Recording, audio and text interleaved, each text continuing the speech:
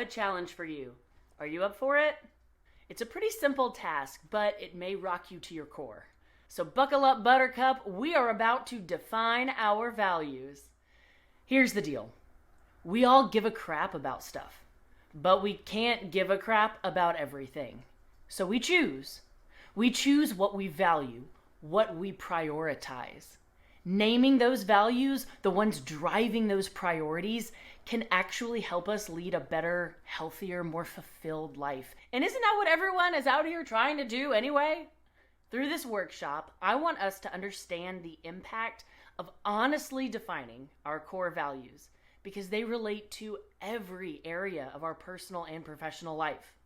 We're going to define our top 10 and top 5 values, naming and claiming them, because that is what is driving your decisions and actions. That is actually the ruler we use to measure how well our life is going, how satisfied we are. And that is where healthy boundaries start. Defining your values is the most practical starting point for real growth and change. Now, this is not a sit and listen presentation, okay? So I need you to come ready to dive deep, use that beautiful brain of yours, and have some fun. Are you ready? Let's define some values, y'all.